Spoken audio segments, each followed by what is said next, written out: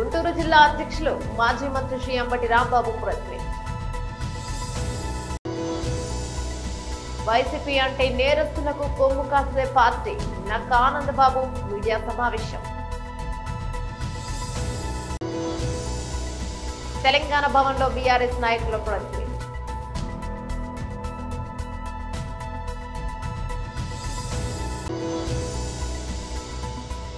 మీడియాతో మాట్లాడుతున్న ఎమ్మెల్సీ శ్రీ అంజిరెడ్డి. గుంటూరు జిల్లా అధ్యక్షులు మాజీ మంత్రి శ్రీ అంబటి రాంబాబు ప్రెస్ మీట్ నిర్వహించారు. ఇది రిలీజ్ చేయడం జరిగింది. నేను ఇక్కడ ఈ ప్రభుత్వాన్ని, కూటమి ప్రభుత్వాన్ని, ముఖ్యంగా చంద్రబాబు నాయుడు గారిని సూటిగా ఒకటి ప్రశ్నించదలుచుకున్నా. ఎందుకు మీకు కాపు ఉద్యమం మీద కోపం, కాపు కులం మీద కోపం, ముద్రగడ పద్మనాభం గారి మీద ఎందుకు మీకు కోపం? ఒక్కసారి వెనుక నేపథ్యంలోకి వెళ్తే నారా చంద్రబాబు నాయుడు గారు 2014లో కొల్లలుగా ఇచ్చిన హామీల్లో ఒకటి కాపుల్ని బీసీలో చేరుస్తానని. చిరకాల కోరిక, మాకు సెంటిమెంట్ అది. ఆంధ్ర రాష్ట్రంలో ఉన్నటువంటి కాపులు బీసీల్లో చేర్చమని అనేకమైనటువంటి ఉద్యమాలు చేసినటువంటి సందర్భాలు ఉన్నాయి. ఎవరు అడగల, ఉద్యమం కూడా చేయలే. అప్పుడు 2014లో నారా చంద్రబాబు నాయుడు గారు అధికారంలోకి రావడం కోసం అనేకమైన వాగ్దానాలు ఇస్తూ కాపుల్ని 6 మాసాల్లో నేను బీసీలో చేరుస్తాను కమిషన్ వేసి అని చెప్పటమే కాదు, మేనిఫెస్టోలో పెట్టాడు. ఆయన వచ్చి సంవత్సరంన్నరైనా కమిషన్ కూడా వేయలేదు. వేయకపోతే ముద్రగడ పద్మనాభం గారు ఉద్యమం చేశారు, కాపులందరినీ సమీకరించారు. ఆ ఉద్యమాల్లో కులం కాబట్టి ఎవరైనా ఒకటి మాత్రం వాస్తవం, పుట్టిన ఊరు, పుట్టిన కులం, తల్లి తండ్రి వీళ్ళ మీద ఒక ప్రేమ, సెంటిమెంట్ ఉంటుంది. కాపుల్ని బీసీలో చేరుస్తానని చెప్పినటువంటి చంద్రబాబు నాయుడు గారు నెరవేర్చకపోతే ముద్రగడ పద్మనాభం గారు దాని ఉద్యమానికి పిలుపునిస్తే మేము ఏ పార్టీల్లో ఉన్నా మేమందరం కూడా పాల్గొన్నాం, ఫైట్ చేశాం. అయినా చంద్రబాబు నాయుడు గారు చేయలేదు, అది వేరే అంశం. నేను ఇక్కడ మీకు గుర్తు చేస్తున్నా, ఉద్యమం చేసినప్పుడు ముద్రగడ పద్మనాభం గారు ఒక పిలుపు ఇచ్చారు, పళ్ళేలు కొట్టండి అని. గ్రామాల్లో సైతం కాపులు పళ్ళేలు కొడితే కేసులు పెట్టారు. తుని బహిరంగ సభకు పిలుపునిస్తే ఇక్కడ నుంచి బయలుదేరి వెళ్తుంటే వారి మీద నోట్ చేసుకుని కేసులు పెట్టారు చంద్రబాబు నాయుడు గారి ప్రభుత్వంలో. కొన్ని వందల వేల కేసులు కాపుల మీద పెట్టారు. తర్వాత తునిలో బహిరంగ సభ జరిగింది.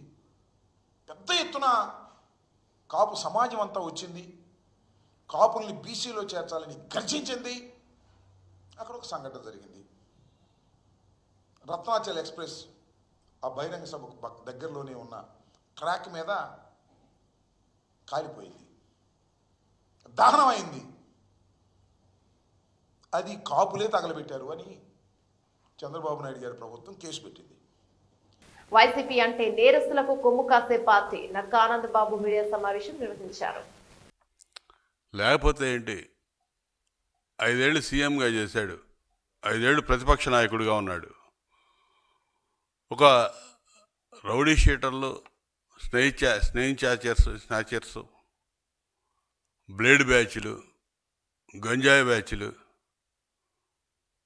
వీళ్ళకి అండగా నిలబడి సభ్య సమాజం ఏమనుకుంటుందో కూడా ఆలోచన చేయకుండా ఎగబడిపోతా ఉన్నాడు. సమాజానికి ఏం సందేశం ఇవ్వాలనుకుంటున్నాడు? ఈయన అయిపోయింది, మాజీ ముఖ్యమంత్రి, ఇక లేదు, రాజకీయంగా అవకాశం లేదు, ప్రజా జీవితాన్ని పనికిరాడు. ఈ గంజాయి అమ్ముకునే వాళ్ళు, డ్రగ్స్ డీలర్లు, పెడ్లర్సు, ఈ బ్లేడ్ బ్యాచ్లు, వీళ్ళందరూ గౌరవాధ్యక్షుడిగా పెట్టుకుంటే బోధిస్తున్నాయి.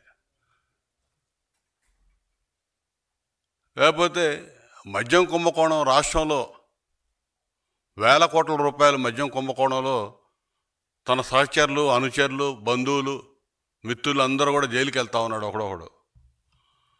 వాళ్ళ తర్వాత మొత్తం ఏళ్ళన్నీ కూడా తాడేపల్లి ప్యాలెస్ వైపు చూపిస్తూ ఉన్నాయి. ఈ అంశం పెద్ద చర్చనీయాంశంగా ఉంది రాష్ట్రంలో. ఇటువంటి అంశాల నుంచి పక్కదారి పట్టించడం కోసం ఇలాంటి చౌకబారు పనులు చేస్తూ ఉన్నాడు. లేకపోతే ఒక రౌడీ షీటర్లు పోలీసుల మీద హత్యాయత్నం చేసి వారేదో కొట్టారని చెప్పి నానా యాగి చేసి ఆ తెనాలి వెళ్ళి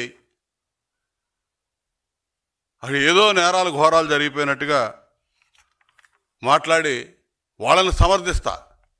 ఆ రౌడీ షీటర్లు గంజాయి బ్యాచ్ ఎవడైతే ఉన్నాడో వాళ్ళు ఏదో గంజాయి అమ్మడం నేరం కాదు, ఆడపిల్లని గొడవ చేయటం నేరం కాదు అన్నట్టుగా ఉంది ఇతను చేసేది. వీళ్ళేదో ఒలింపిక్స్లో మెడల్ సాధించిన వాళ్ళని పోయినట్టు పొగుడుతున్నాడు వాళ్ళ గురించి. ఆయన అది చదువుకున్నాడు, వాళ్ళ అక్క ఇది చదివింది, వాళ్ళ చెల్లి ఇది చదివిందని. చదువుకోవచ్చు కానీ సంస్కారం కావాలి, చదువు కాదు. వాళ్ళు చేస్తున్న పనులేంది? వాళ్ళు ఇచ్చిన కేసుల్లో వాళ్ళని పట్టుకెళ్ళిన కేసు మా ప్రభుత్వంలో కాదు, నీ ప్రభుత్వంలో జగన్ పాలనలో ప్రశ్నిస్తే నేరం అయిపోయింది. ప్రజలు స్వేచ్ఛగా మాట్లాడుకుంటున్నారు, స్వేచ్ఛగా ప్రశ్నిస్తున్నారు, స్వేచ్ఛగా తిరుగుతూ ఉన్నారు. ఈ ప్రభుత్వంలో నువ్వు సొంత చెల్లిని ప్రశ్నిస్తే బయటికి నెట్టింది నువ్వు. నీ లోపాలు ఎత్తి చూపినందుకు బాబాయిని నట్టనెలున నరికి చంపించింది నువ్వు. ప్రశ్నించ ముందే జైలుకి పంపింది నీ సహచరుడుగా ఉన్నటువంటి విజయసాయిరెడ్డిని నీ దగ్గర నుంచి ఎల్లగొట్టుకుంది నువ్వు. నువ్వు ప్రశ్నించడం నేరమని మా ప్రభుత్వంలో మాట్లాడతావు. ప్రజలకు తెలీదా? మంగళగిరి నుంచి తీసుకొచ్చారంట. మంగళగిరికి తెనాలికి ఎన్ని కిలోమీటర్లు అండి? 18 కిలోమీటర్లు. నేరస్తుడు మంగళగిరిలో ఉంటే తెనాల్లో నేరం చేసి మంగళగిరి నుంచి తీసుకెళ్ళడం పెద్ద ఇష్యూవా? తెలంగాణ భవన్లో బీఆర్ఎస్ నాయకుల ప్రెస్ మీట్ నిర్వహించారు. పోలేదు కానీ అందాల పోటీలలో మాత్రం ఆయన ఎంజాయ్ చేస్తూ ఆయన అనుచరులు, ఆయన కుటుంబ సభ్యులు, ఆయన మంత్రివర్గం, వాళ్ళ పార్టీ కార్యకర్తలు, గాంధీ భవన్లో ఉన్నటువంటి సామాన్య కార్యకర్తలు అందరూ కూడా పోయి ఎంజాయ్ చేసారు. 200 కోట్ల ఖర్చు పెట్టి. మరి అందాల పోటీలు 70 సంవత్సరాల కాలంలో ఎవ్వరు కూడా ఆ పోటీలు జరుగుతున్నటువంటి క్రమంలో ఒక్కరు కూడా బయటకు పోలే. కానీ ఇవాళ మన దగ్గర జరిగినటువంటి ఈ అందాల పోటీల నుంచి మధ్యలోనే ఒక మహిళ పోయింది.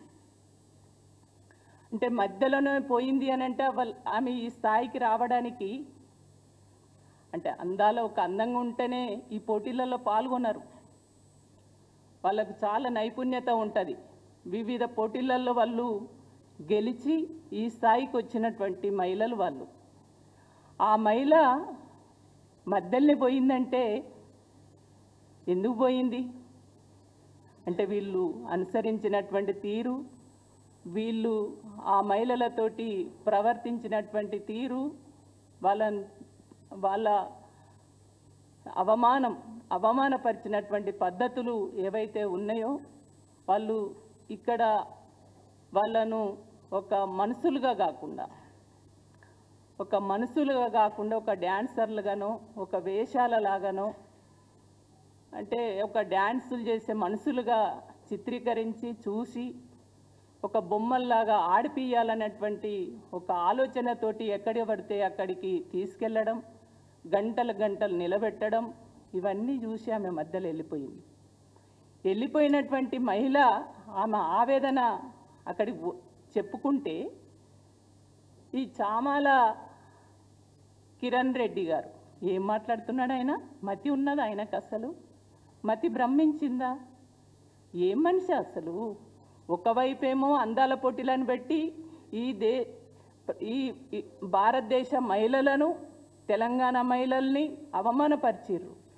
తెలంగాణ పరువు, భారతదేశ పరువు, భారతదేశ ప్రజల పరువు తీసిర్రు. అది పోయి దాని గురించి ఆలోచించకుండా ఎక్కడో మధ్యలో పోయినటువంటి మహిళ ఆమె పడ్డ బాధలు, ఆమె పడ్డ అవమానాలు అక్కడ చెప్తే బీఆర్ఎస్కు సంబంధం అంటాడు. అంటే ఈయనకు మతి ఉంది అంటే మేము ఆమె దగ్గరికి పోయి మేము మాట్లాడిస్తామా? సిగ్గుండి మాట్లాడుతుండా? సిగ్గు లేకనా? మతి ఉండా? మతి లేక మాట్లాడుతున్నాడా? ఎంత ఆశ్చర్యం అంటే వాళ్ళు ఎంత ఘోరంగా ఉన్నదంటే, ఒక మహిళ ఆమె మీడియాతో మాట్లాడుతున్న MLC Shri C Anjireddy Amrut scheme కింద ఎన్నైతే మున్సిపాలిటీస్ ఉన్నాయో మరి కార్పొరేషన్లు ఉన్నాయో ఈ అమౌంట్ ఇచ్చిన తర్వాత కూడా ఎక్కడ వర్కులు నత్తనాడుగా జరుగుతూ ఉన్నాయి. రాష్ట్ర ప్రభుత్వాన్ని నేను డిమాండ్ చేసేది ఒకటే ఏంటంటే, ఇన్ని స్కీమ్స్కి అమౌంట్ వచ్చినా కానీ ఎక్కడ ఎస్టీపీ ప్లాంట్ కోసానికి ల్యాండ్ అలొకేషన్ లేదు, డంప్ యార్డ్ కోసానికి ల్యాండ్ అలొకేషన్ లేదు. ఎందుకంటే ఎప్పుడైతే ఎస్టీపీ ప్లాంటు ఎక్కడైతే ల్యాండ్ అలొకేషన్ చేస్తారో అక్కడ ఎస్టీపీ ప్లాంట్ కట్టడానికి ఆస్కారం ఉంటుంది. అక్కడ కట్టడానికి ఆస్కారం ఉన్నప్పుడు ఏదైతే కార్పొరేషన్ అయినా, మున్సిపల్ కార్పొరేషన్ అయినా, మున్సిపాలిటీలు అయినా గ్రావిటీతోని వాటర్ పోవడానికి ఆస్కారం ఉంటుంది. వీళ్ళు చేసే పనులు ఏమవుతున్నాయంటే, ఇంతవరకు ఎక్కడ ఏ మున్సిపాలిటీల్లో ల్యాండ్ అలొకేషన్ చేయకపోవడం చాలా దారుణం. గత ప్రభుత్వం తీసుకుంటే ఏదైతే అమౌంట్ ఇచ్చారో ఫేజ్ 1 కింద 833 కోట్లు ఏదైతే ఇచ్చారో ఆ అమౌంట్ కూడా మిషన్ భగీరథకు బదిలీ చేసిన దాఖలాలు ఉన్నాయి. మేము ఇప్పుడు ఏంటంటే, మీరు కొత్త మున్సిపాలిటీలు చేస్తూ ఉన్నారు. మరి మున్సిపాలిటీలు చేస్తూ ఉన్నప్పుడు మున్సిపాలిటీకి అవసరమైన సదుపాయాలు ఏమేం కావాలి? ఈ అమృత్ స్కీమ్ కింద ఇంత అమౌంట్ వస్తూ ఉన్నది, ఇంత అమౌంట్ను కరెక్ట్ యూటిలైజేషన్ ఎందుకు చేస్తలేరు? దీనికి మిషన్ భగీరథ కింద ఈ పైప్ లైన్స్ ఏవైతే ఉన్నాయో, జల్ జీవన్ కింద పైప్ లైన్స్ అయినా, అండర్ గ్రౌండ్ పైప్ లైన్స్ అయినా, ఎస్టీపీ ప్లాంట్స్ అయినా, లేదా డంప్ యార్డ్లు అయినా, ఈ డంప్ యార్డ్స్ కోసానికైనా ఇవన్నీ చేస్తే ఏమవుతుందంటే, రాబోయే రోజుల్లో సీజన్ వ్యాధులు ఏదైతే ఉందో అది రాకుండా ఉండడానికి ఆస్కారం ఉంటుంది. వీళ్ళన్నీ ఏం చేస్తూ ఉన్నారంటే, ఒకసారి ఓ నార్త్కి పోతుంది, ఒకటి ఈస్ట్కి పోతుంది, ఓ వెస్ట్కి పోతుంది. ఒక ఎస్టీపీ ప్లాంట్ కట్టిరనుకో, ఎక్కడ ఏ మూలకైనా గ్రావిటీ ఆఫ్ వాటర్ అక్కడ పోతూ ఉంటుంది. ఆ వాటర్తో ట్రీట్మెంట్ చేస్తూ ఉంటాం. ఆ వాటర్తో చెట్లు పెంచడానికి ఆస్కారం ఉంటుంది. ఆ వాటర్తో పొల్యూషన్ తగ్గడానికి ఆస్కారం ఉంటుంది. ఆ వాటర్తో ఏదైతే ఇప్పుడు వ్యవసాయదారులు ఉన్నారో మందులు యూటిలైజ్ చేయకుండా దీంతో మనం యూటిలైజ్ చేయడానికి ఆస్కారం ఉంటుంది. అందరూ ప్రతి ఒక్కరు యూటిలైజేషన్ చేసుకొని యూటిలైజేషన్ సర్టిఫికేట్ ఇస్తే కనీసం యూటిలైజేషన్ సర్టిఫికేట్ ఇవ్వకుండా కూడా వీళ్ళు ఉన్నారు. కనీసం ఈ 12 నగరాలు ఏదైతే ఎంపిక చేసిరో, ఆదిలాబాద్, మన కార్పొరేషన్ కరీంనగర్, ఖమ్మం, మహబూబ్ నగర్, మిర్యాలగూడ, నల్గొండ, నిజామాబాద్, రామగుండం, సిద్దిపేట్, సూర్యాపేట్, వరంగల్, ఈ 12 నగరాల్లో ఈ ప్రవేశపెట్టిన తర్వాత కూడా మొన్న మున్సిపల్ 66 అక్కడ అమౌంట్ కరెక్ట్ వర్కులు కంప్లీట్ కాలే. అదేవిధంగా రెండో పథకం కింద 12 మున్సిపల్ కార్పొరేషన్లు 66 ప్రాజెక్టులు వీళ్ళు స్టార్ట్ చేశారు.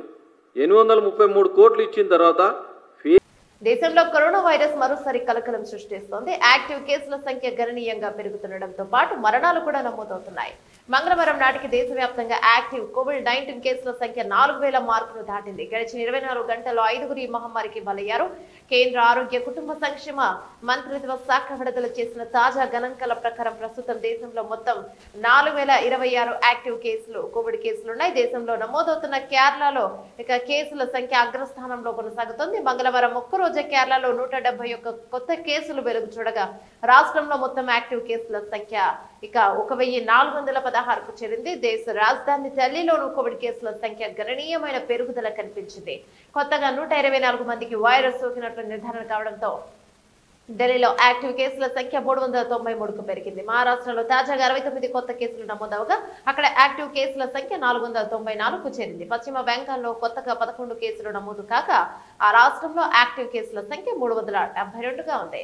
ఇక ఐసీఎంఆర్ వివరణ దేశంలో ముఖ్యంగా దక్షిణ పశ్చిమ భారత రాష్ట్రాల్లో కోవిడ్ కేసుల పెరుగుదలకు ఒమిక్రాన్ సబ్ వేరియంట్లే కారణమని Indian council of medical research ICMR director general Rajiv Bahal సోమవారం ధృవీకరించారు.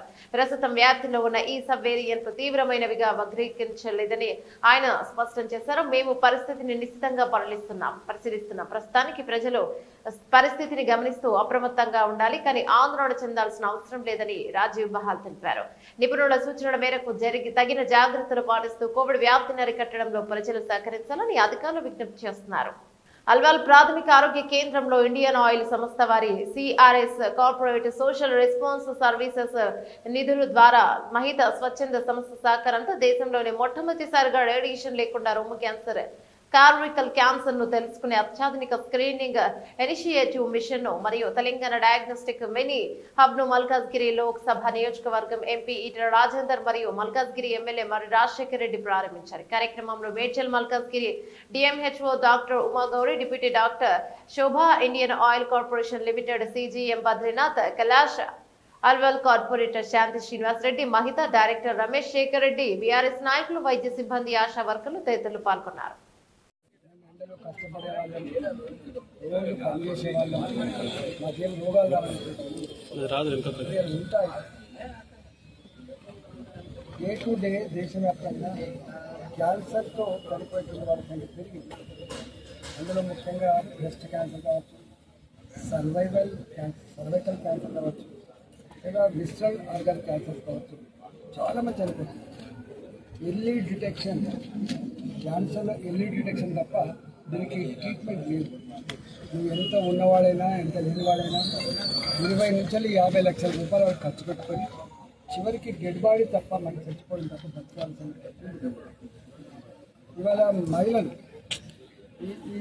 ఈ దేశంలో, ఈ రాష్ట్రంలో ఈ క్యాన్సర్ వల్ల కుటుంబాల ఆధారం మారిపోతుంది. ఆస్కారం ఈ సర్వైకల్ క్యాన్సర్ కానీ, బ్రెస్ట్ క్యాన్సర్ కానీ, ఇలా ఆ క్యాన్సర్ని ఎర్లీగా డిటెక్ట్ చేయాలి. అక్యూస్ తోటి ఈ ప్రాంత ప్రజానికానికి నేను ఒకటే విజ్ఞప్తి చేస్తున్నాను.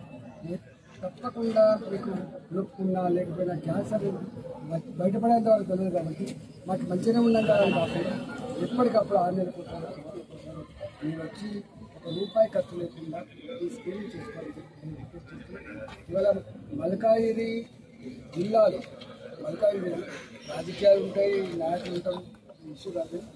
వైద్యపరమైన ఖర్చు విషయంలో పేదలు బాగా ఇబ్బంది పడుతుంది. ఈ హాస్పిటల్ పిహెచ్సీలు కావచ్చు, అర్బన్ హెల్త్ సెంటర్లు కావచ్చు, లేదా ఏరియా హాస్పిటల్ కావచ్చు, లేదా చిన్న చిన్న సబ్ సెంటర్లు కావచ్చు, బస్తీ దవాఖానాలు కావచ్చు, వీటిలో ఏమేమి అవసరం ఉందో ఎక్విప్మెంట్ పరంగా కావచ్చు, ఇతర కావచ్చు, అవన్నీ కూడా ప్రొవైడ్ చేస్తామని చెప్పి ట్రీట్మెంట్ గురించి తప్పకుండా వైద్యపరంగా ప్రజల మీద భారం పడకుండా ఉండే పద్ధతిలో మేము ట్రీట్మెంట్ చేయడం కోసం ప్రయత్నిస్తున్నాం. రాజన్న సిరిసిల్ల జిల్లా ఎల్లారెడ్డిపేట మండలం రాచర్ల గొల్లపల్లి గ్రామంలోని గ్రామ పంచాయతీ ఆవరణలో ఈరోజు తెలంగాణ భూభారతి భూమి హక్కుల రికార్డ్ ఆర్ఓఆర్ చట్టం 2025 రెవెన్యూ సదస్సులు ఎల్లారెడ్డిపేట మండలం రాచర్ల గొల్లపల్లిలోని ఈరోజు ప్రారంభించారు. ఇట్టి కార్యక్రమాన్ని నిర్వహించారు కాంగ్రెస్ పార్టీ ఎల్లారెడ్డిపేట మండల అధ్యక్షులు సద్ది లక్ష్మారెడ్డి, బ్లాక్ కాంగ్రెస్ అధ్యక్షులు దుమ్మడి నర్సయ్య, చేవూరి రాజేశం గుప్తా, పందిర్ల సుధాకర్ గౌడ్, శ్రీనివాస్ యాదవ్, మైనార్టీ సెల్ జిల్లా ఉపాధ్యక్షులు Sheikh Saheb, Racharla Boppapur market committee chairman Sabira Gaus Begum, market committee vice president Ram Reddy మరియు శ్రీనివాస్ రెడ్డి ఇట్టి కార్యక్రమంలో గ్రామస్తులు అధిక సంఖ్యలో పాల్గొని భూములపై ఎలాంటి సమస్యలు ఉన్న దరఖాస్తులను ఎల్లారెడ్డిపేట డిప్యూటీ ఎంఆర్ఓ గారికి ఇవ్వడం జరిగింది. భూ సమస్యలపై ఎలాంటి సమస్యలున్న అట్టి అవకాశాన్ని వినియోగించుకోవాలని కాంగ్రెస్ పార్టీ మండల అధ్యక్షుడు సద్ది లక్ష్మారెడ్డి ఇలా అన్నారు. ఇక్కడ వాళ్ళ భూములు ఉన్నా కూడా అప్పుడు గొల్లపల్లిలో మన మాధవరెడ్డి బాబు కూడా చాలా ఇబ్బందులు పడ్డాడు. గొల్లపల్లి గ్రామంలో అవి మండల ఆఫీసుడు తిరిగినా కూడా పనులు కాలేదు. ఇప్పుడు అటువంటి ఏమన్నా ఇబ్బందులు ఉన్నా కూడా అవి సరిచేసి పాస్బుక్లు ఇవ్వడం జరుగుతుంది. కాబట్టి ప్రతి విలేజ్లో గ్రామసభ పెట్టి ఆ అప్లికేషన్ తీసుకోవడం జరుగుతుంది. కాబట్టి మీరందరూ రైతులంతా గమనించి అప్లికేషన్ పెట్టుకున్నట్టయితే మీ అందరికీ న్యాయం జరుగుతుందని చెప్పుకుంటూ ఈ అవకాశం ఇచ్చిన మా కాంగ్రెస్ పార్టీ నాయకులందరికీ, ప్రజలందరికీ ధన్యవాదాలు. కొన్ని భూములు కోర్టు వివాదంలో ఉన్న వాటిని ఎవరు పరిష్కరిస్తారు? కోర్టు భూములు కూడా అవి వాస్తవంగా ఏమన్నా ఉంటే అది కోర్టు ద్వారా పోవుడు అవసరం లేకుండా అవి కూడా ఇక్కడనే సెట్ చేయడం జరుగుతుంది. మొన్న కూడా కలెక్టర్ గారు కూడా చెప్పిండు. అవి ఎందుకంటే వీళ్ళతో కాక మీరు కోర్టు కోరని చెప్తే వీళ్ళు కోర్టుకు వెళ్ళిండ్రు. కానీ ఇప్పుడు అటువంటి అవకాశాలు ఏం లేవు. అవి ఇక్కడ కాకుండా ఎంఆర్ఓ దగ్గర కాకుంటే ఆర్డీఓ దగ్గర కాకుంటే కలెక్టర్ దగ్గర కాకుంటే మనకి ఇంకొక కమిషనర్ దగ్గర అవకాశం కూడా ఇచ్చిండ్రు. ఈ వీళ్ళ దగ్గర ఎట్టి పరిస్థితుల్లో మనకు ఒక 2 నెలల్లో కంప్లీట్ చేసి పాస్బుక్ ఇవ్వడం జరుగుతుంది. ఇప్పుడు కొంతమంది వచ్చారు, కొంతమంది వస్తే కోర్టు వివాదంలో ఉన్న జాగాలు మా ద్వారా కాదు కోర్టు ద్వారానే చూసుకోవాలని చెప్పేసి అని అట్లాంటి ఏమైనా బాగా లిటికేషన్ ఉన్నాయి మాత్రము కోర్టు ద్వారా, కానీ మిగతాయి మామూలు అన్నీ నువ్వు వట్టిగా వాళ్ళు వీళ్ళు పెట్టుకున్న వివాదాలు ఉంటే మాత్రం చేసి పారేస్తారు. అది ఏం చేస్తారంటే నీ పేరు మీద ఉండి నాకు రాలేదు అంటే వాస్తవంగా ఆ విలేజ్కి పోతారు, విలేజ్లో ఎంక్వైరీ చేస్తారు, ఓ 4 పెద్ద మనుషులను తీసుకుంటారు, వాళ్ళ ద్వారా వాగ్మూలాలు తీసుకొని దాన్ని సెట్ చేసి పంపేయడం జరుగుతుంది. అప్పుడు మీకు పట్టాలు ఇస్తారు వాళ్ళు. గత 10 సంవత్సరాల నుండి గత ప్రభుత్వం ధరణి చట్టం తీసుకొని వచ్చి చాలా ఇబ్బందికరమైనటువంటి పరిస్థితి రైతులకు ఉండేటువంటిది. ఇప్పుడున్నటువంటి రైతుల ఇబ్బందులన్నీ కూడా ఈ ప్రభుత్వం తీర్చాలనేటువంటి ఉద్దేశం కొద్దీ ధరణిని పక్కకు జరిపి భూభారతి అనేటువంటి చట్టాన్ని ఈరోజు తీసుకురావడం జరిగింది. ఈ భూభారతి చట్టం లోపల తహసీల్దారులకు కానీ ఆర్డీఓలకు కానీ జిల్లా కలెక్టర్లకు పూర్తి స్థాయి లోపల అధికారం ఇచ్చి ఏ రైతుకు ఎక్కడ సమస్య లేకుండా రైతుకు భూమి అంటే ఒక విలువ, ఒక ఎకరం భూమి ఉన్నది అని అంటే ఒక ఆత్మగౌరవం రైతుకు. అటువంటి రైతులు గత 10 సంవత్సరాల నుండి కనీసం పేరు తప్పుపడ్డ మార్చలేనటువంటి పరిస్థితి ఉండేటువంటిది. ఆ పేరు మార్పు కూడా ఈరోజు తహసీల్దార్ ఆధ్వర్యం లోపలనే జరగడానికి ఈరోజు వీలున్నది. కొంతమంది సాదా బైనామాల మీద చేసుకున్నటువంటి భూములు చాలా కాలం నుంచి తెల్ల కాగితాల మీద కానీ నోటరీల మీద కానీ భూములు రాసుకొని ఉండేటువంటి వాళ్ళకు కూడా ఈరోజు అవకాశం కల్పించింది ప్రభుత్వం. మరి గతం లోపల చాలా భూములు నా పేరు మీద ఉన్నటువంటి భూమి. బులెటిన్ ముగించే ముందు హెడ్లైన్స్ మరోసారి. గుంటూరు జిల్లా అధ్యక్షులు మాజీ మంత్రి శ్రీ అంబటి రాంబాబు ప్రశ్న. వైసీపీ అంటే నేరస్తులకు కొమ్ము కాసే పార్టీ నక్క ఆనందబాబు మీడియా సమావేశం. తెలంగాణ భవన్లో బీఆర్ఎస్ నాయకుల ప్రశ్న.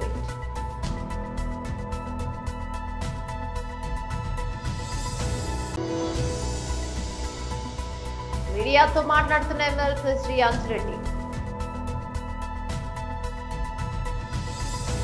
ఇవి బులెటిన్ డీటెయిల్స్. మరో బులెటిన్ లో మళ్ళీ కలుసుకుందాం. అంతా సెలవు ముగిస్తాయి.